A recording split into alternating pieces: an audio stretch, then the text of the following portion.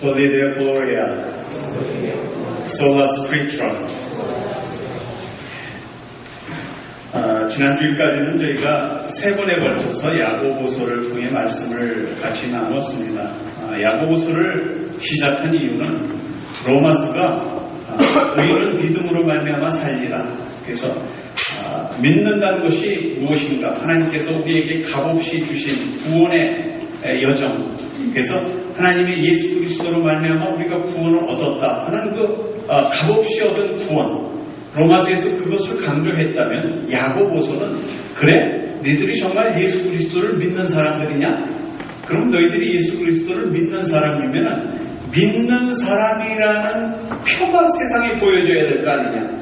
이웃을 향해서나 친구를 향해서나 사회를 향해서 교회 안에서 믿는 사람들의 표가 보여줘야 되지 않냐? 근데 너희들을 보니까 전혀 믿는 사람하고 안 믿는 사람하고 틀린 것이 하나도 보이지 않는다. 그러니까 네가 믿는 사람이라는 흔적을 나한테 보여라.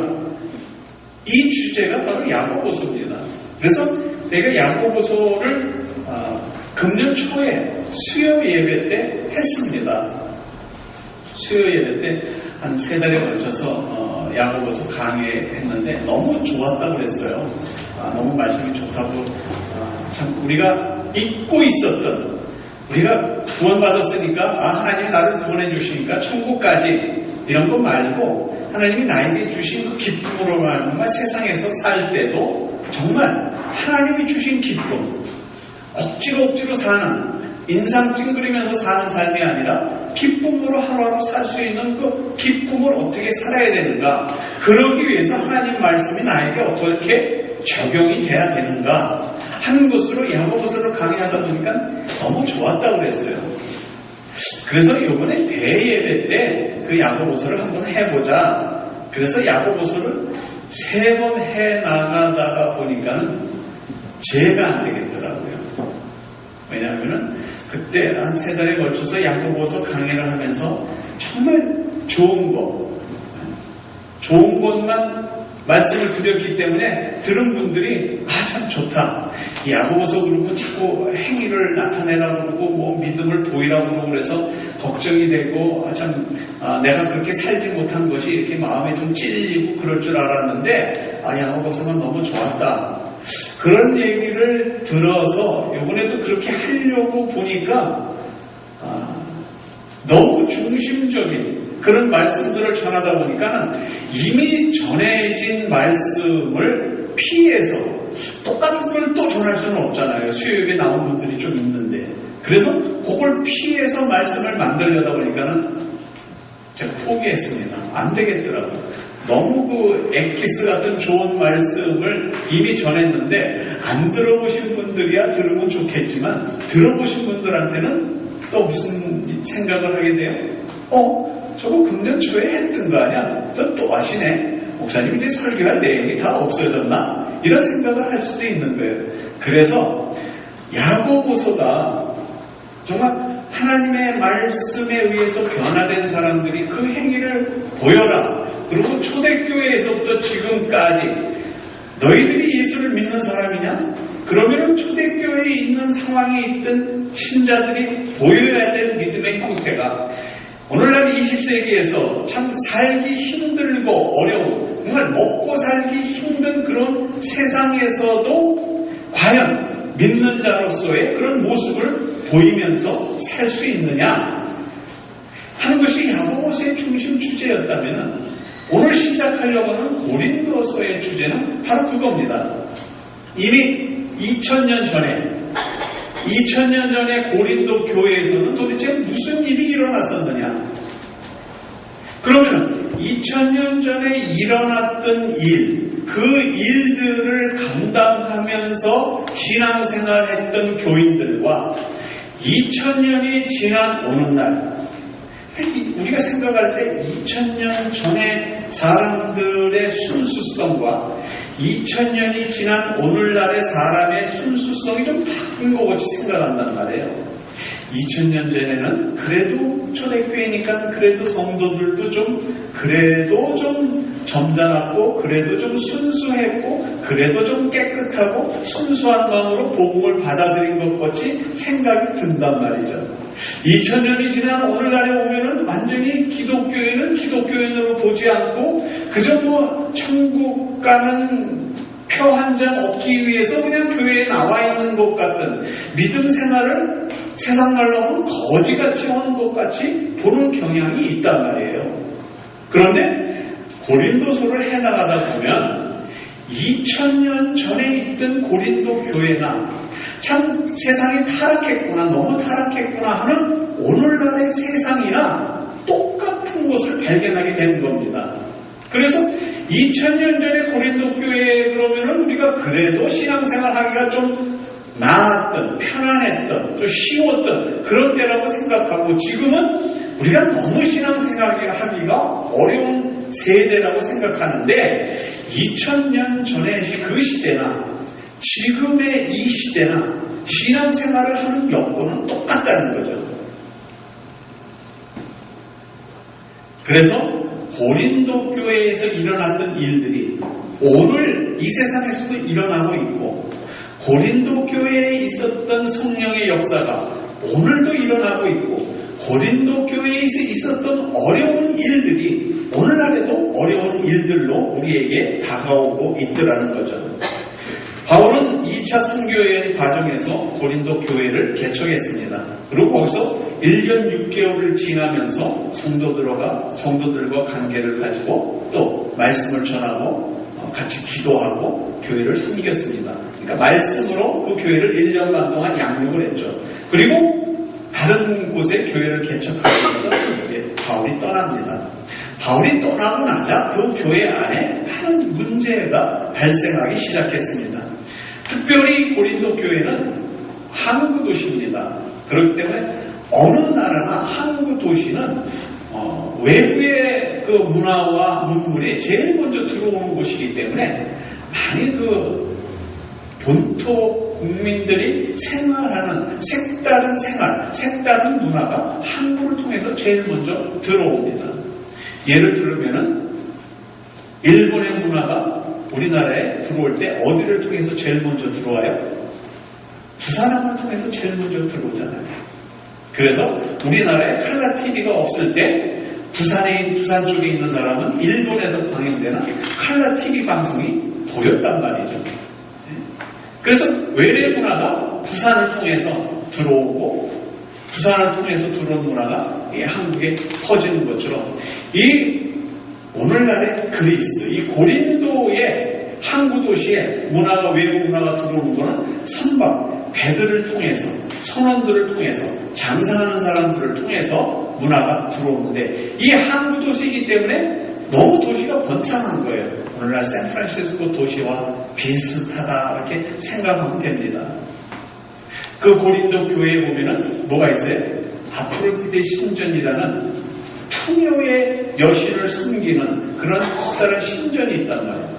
그 신전에서는 수백 명의 여자 사제들이 있는데, 이 여자 사제들이 오늘날에 우리가 제사, 신전에서 지내는 제사, 그러면 거룩하게 가운을 입고 지내는 그런 제사를 생각하는데, 이 아프로디테 신전에서 지내는 제사는 그야말로 광란의 제사.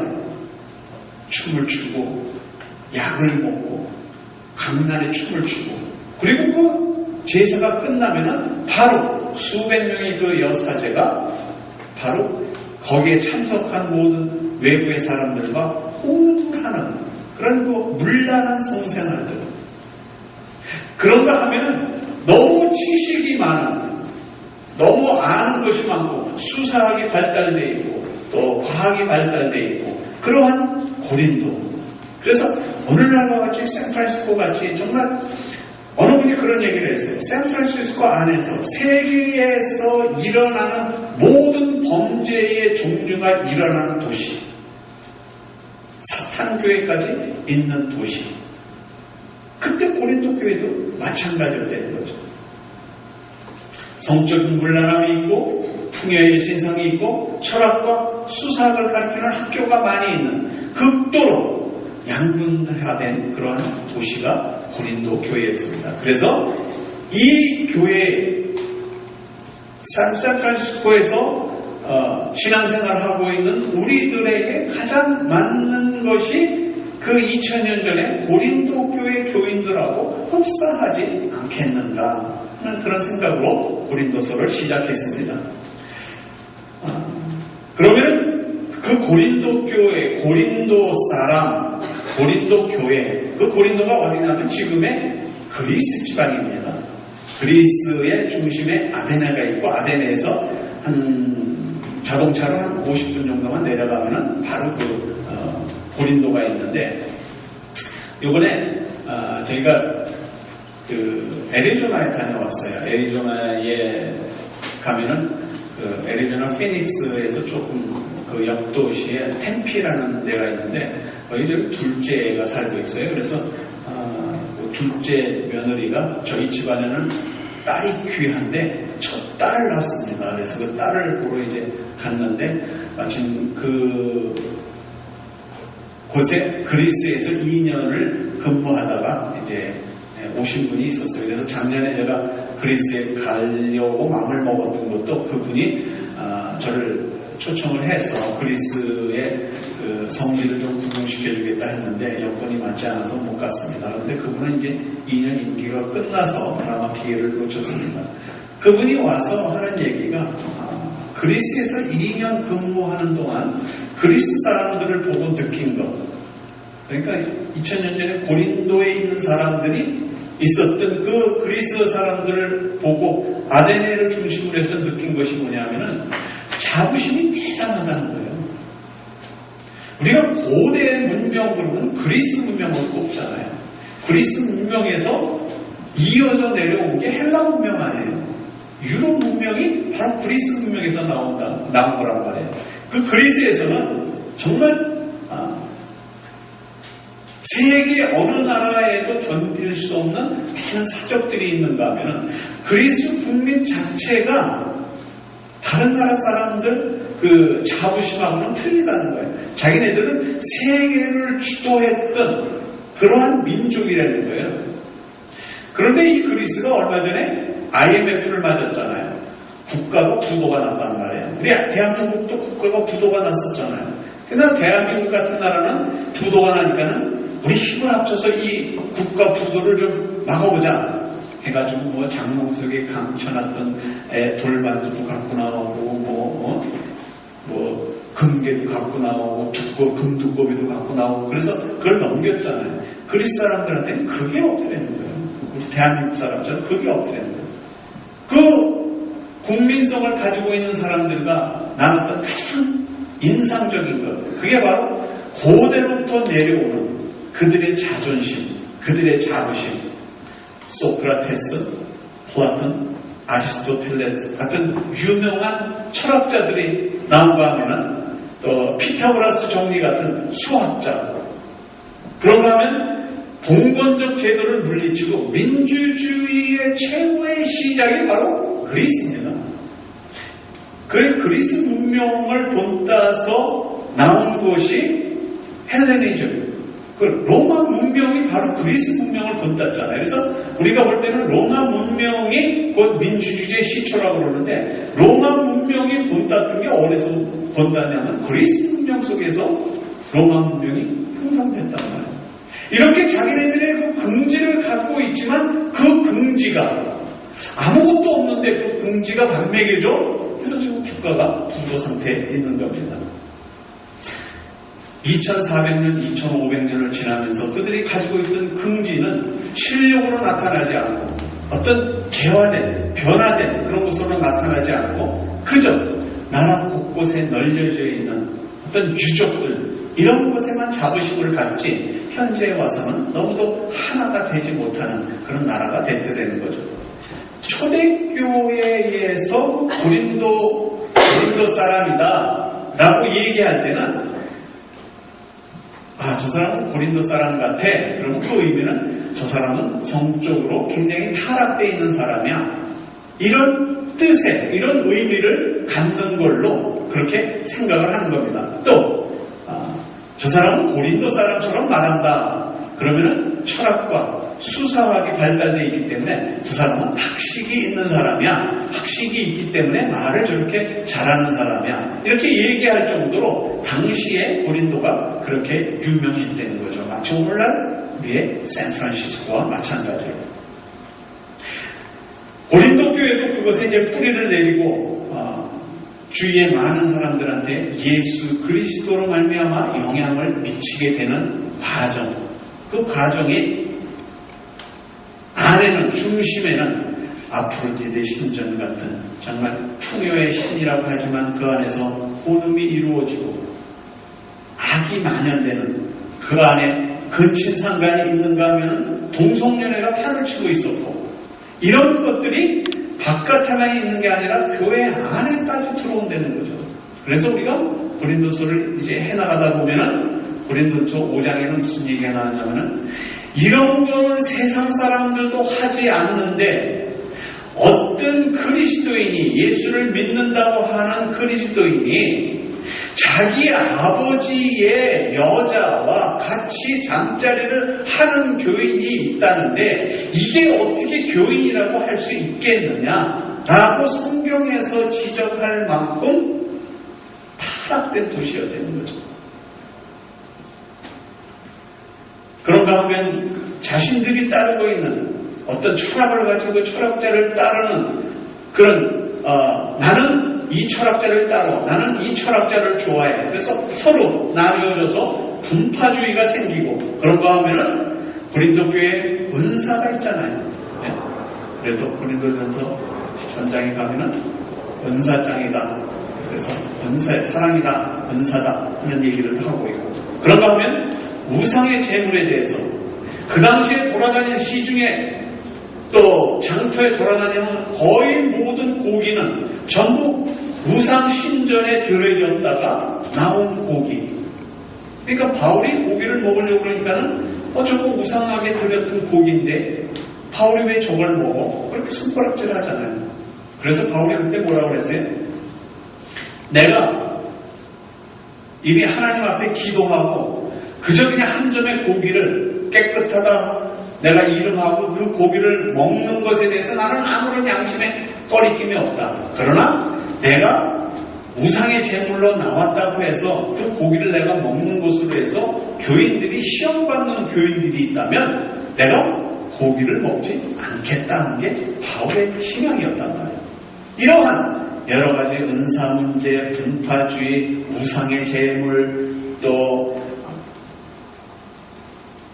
아프로디데 신전을 통해서 나온 성적 문란함, 부가 있으며 또 많은 철학이 있으며 수사학이 있는 그런 어우러진 그런 고린도 교회 안에서 일어나는 일들이 2000년 전에 일어났던 일들임에도 불구하고 오늘날에 일어났던 일들하고 비슷하다는 거예요.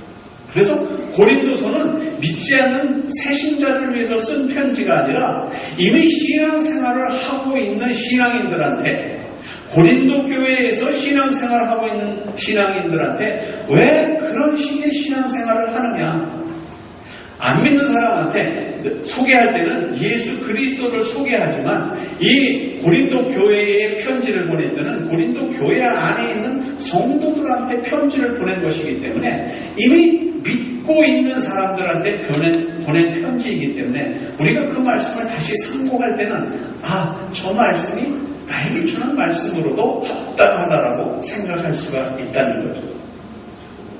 그래서 보면은 그리스도 예수 안에서 거룩하여지고 성도라 부르심을 입은 자들에게 예수를 그리스도로 고백하고 세례식을 마치고 성찬 예식에 참여하고 주일날 와서 예배 드리는 그런 교인들에게 바울이 편지를 쓰는 겁니다. 그리고 바울이 자신을 소개하고 편지를 받을 대상자가 교인이라는 걸 밝힌 다음에 계속해서 바울이 얘기를 합니다. 그래서 오늘 본문 3절에 보니까 그렇게 했죠. 하나님 우리 아버지와 주 예수 그리스도로 쫓아 은혜와 평강이 있기를 원하노라. 그 고린도 교회 안에 있는 교인들이 신앙생활을 잘못하고 있기 때문에 바울은 신앙생활을 좀 잘해줬으면 좋겠다고 신앙의 지표로 편지를 보내는데 마음 같아서는 야단을 쳐주고 싶은 거죠. 어떻게 하나님의 말씀을 받았다는 사람들이 세상에서도 하지 않는 그런 짓을 하느냐. 그런 야단을 쳐주고 싶은 건데 그 야단은 나중으로 미루고 첫 번째 편지 서두에는 뭐예요? 은혜와 평강이 너희에게 있을지어다. 제가 그게 좀 부족해요. 얘기를 하면은 결론부터 얘기하고 그래야지 그건 뭐 저뿐만 아니라 우리 한국 사람 거의 비슷할 거예요. 뭐 설명을 하려고 이렇게 길게 정말 그동안 도와주셔서 감사하고 정말 그동안 우리가 이렇게 좋은 관계를 맺은 것에 대해서 하나님께 감사하고 그러면 우리 생각은 뭐예요? 아니 그래서 저 사람이 지금 뭘 얘기하려고 그러는 거야? 우린 그것만 생각한단 말이에요. 근데 저 사람이 지금 얘기하는 거는 진실로 그동안 저희와 그런 관계를 맺어주심을 감사합니다. 정말 속으로 어떻게 생각하고 있을 망정 좋은 의미로서 좀 풀어가기 위해서 그런 말을 하는 거지만 우리 마음속은 너무 급한 거예요. 그래서 결론이 뭐야? 이렇게 나온단 말이에요. 그 상황에서 바울이 고린도 교회에 있는 교인들한테 편지를 쓸 때 은혜와 평강이 너희에게 있을지어다. 하나님께서 주신 은혜. 하나님께서 주신 은혜란 뭐예요? 예수 그리스도를 우리에게 보내주신, 값없이 보내주셔서 우리를 구원해주신 그 크신 은혜. 그 크신 은혜로 말미암아 우리가 세상을 살다가 그냥 죽으면 그뿐만이 아니라 영생을 얻을 수 있는 특권까지 주셨기 때문에 힘들고 어렵지만 이 세상을 참되게 주님의 말씀을 붙들고 열심히 살다가 이제 그날을 마치고 하나님 앞에 갈 때 되면은 내가 너에게 준 삶을 잘 살았구나. 이 칭찬을 들으며 영원히 그분과 함께 생활할 수 있는, 영원히 그분과 영생할 수 있는 그 영광의 기회가 우리에게 주어졌다는 거죠. 그래서 그 은혜와 평강. 나는 이제 이 세상에서 아무리 힘들어도 하나님이 나에게 주신 능력으로, 은혜로 말미암아 내가 힘있게 살 수 있어. 이 능력이 사도 바울이 고린도 교인한테 준 능력처럼 우리에게도 하나님께서 주의 성령이 우리에게 주신 겁니다. 오늘 우리 찬양팀이 찬양한 대로 성령이여 임하사, 성령이여 우리에게 오셔서 성령이여 우리와 함께 하심으로 내가 주를 그리스도라 고백하며 주의 주신 능력으로 삶을 주님의 말씀대로 살아갈 수 있는 그 능력이 고린도 교회 교인들한테만 바울이 축복한 것이 아니라 하나님께서 우리에게도 그 축복을 해주신 겁니다. 아무쪼록 그 하나님의 무조건적인 사랑, 하나님의 무조건적인 축복이 우리 상한소망장로회 교인들에게도 함께 하시기를 주 예수 그리스도의 이름으로 축원드립니다. 그리스도께서 주시는 이와 같은 은혜와 평강, 이 평강을 지금 우리가 받고 있는 겁니다. 하나님의 아들 예수 그리스도의 구속의 은혜로 말미암아 우리에게 주신 것, 하나님을 아버지라 부를 수 있으며 예수 그리스도를 우리의 주라 부를 수 있는 것, 이것이 은혜와 평강인 겁니다. 비록 고린도 교회와 같이 오늘날 문제가 많은 샌프란시스코의 교회들이라 할지라도 구원의 시대에 있는 우리는 교회 안에서 이런 복이 우리들한테 주어진 겁니다. 신앙생활을 하는 우리들에게도 마찬가지인 겁니다. 신앙생활하는 모습을 보면 하나님을 기쁘시게 하는 신앙생활인지 만족해 하는 신앙생활인지 알 수도 없지만 우리에게 허락하신 하나님의 그 크신 사랑, 은혜, 평강, 이것이 하나님께서 우리를 부르셨고 우리를 축복 가운데 있게 하시고 그 축복을 붙들고 능력으로 나머지의 생을 살아가라고 우리에게 권면해 주시는 겁니다. 우리에게 영원까지도 약속해 주시고 그 영생의 축복까지도 허락해 주신 그 하나님, 비록 우리가 하나님을 만족시켜 드리지 못하는 그런 삶을 살고는 있지만 신앙의 성숙도 완전해지지 못해서 남들한테 손가락질 받는 그런 신앙생활을 하고는 있지만 우리를 벌하지도 아니하시고 우리를 저주하지도 아니하시고 우리를 축복하시며 우리에게 소망을 주시는 그 하나님의 그 주의 성령이 우리와 함께 있으므로 우리가 주 앞에 당당해지는 겁니다. 사람은 겉으로 나타난 모습으로 우리를 판단하지만 성령님은, 하나님은 우리의 중심에 있는 마음으로 우리를 판단한다는 거죠. 그래서 내 마음은 정말 기도할 때마다 하나님 정말 나는 이렇게 살고 싶은데요. 하나님 나는 정말 하나님 뜻대로 살고 싶은데요. 그렇지만 그 기도 끝나고 나가면은 살벌한 세상이잖아요. 그래서 살벌한 세상을 살다가 보면은 하나님 이거 어떻게 살아야 됩니까? 좀 신앙이 성숙한 사람은 하나님 내가 이걸 놓더라도 내가 이걸 안 하더라도 하나님 말씀에 위배되는 일이니까 안 하겠습니다. 그걸 놓고 나오잖아요. 손해를 보더라도 나오잖아요. 그러나 신앙 성숙을 가져오지 못한 사람은 하나님 잠깐만요. 내가 일단 이거를 좀 가져보고 그리고 나서 나중에 얘기합시다. 하나님한테 그렇게 얘기하는 사람 많이 있잖아요.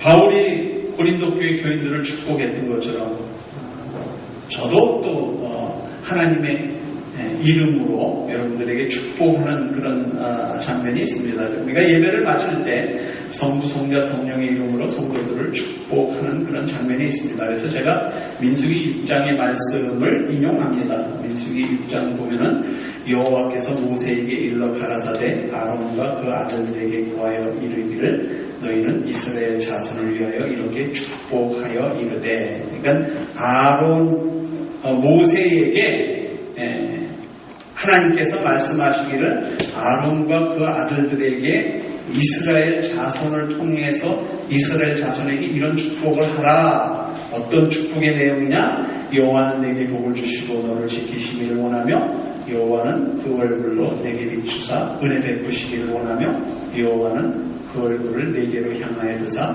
평강 주시기를 원하노라 할지니라. 그들은 이같이 내 이름으로 이스라엘 자손에게 축복할지니 내가 그들에게 복을 주리라. 이것이 구약에서의 대제사장의 이스라엘을 향한 축복입니다.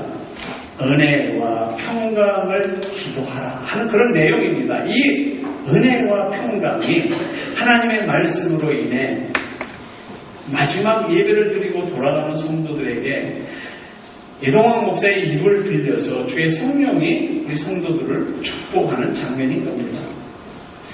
우리의 얼굴, 하나님께서 하나님의 얼굴을 우리를 향해서 두셨다는 거예요. 하나님이 우리를 향해서 얼굴을 두셨다는 거예요. 제가 어렸을 때는 절에 다녔던 거 아시나 모르겠어요. 제가 초등학교 3학년 때 예수를 믿기 시작했는데 초등학교 2학년 때까지는 절에 다녔었어요. 그래서 절에 가면은 부처가 셋이 있어요. 부처가 셋이 있는데 100번을 절을 해야, 한 부처 앞에 100번을 절을 해야 부처가 앉아있다가 눈깃을 쓱 준다는 거예요. 그래서 300번을 절을 하고 나와요. 얼마나 배가 고픈가. 그래서 저희 어머님이 뿔 따고 나서 그 다음에 절에 안 갔어요. 왜 뿔 따고 나서요?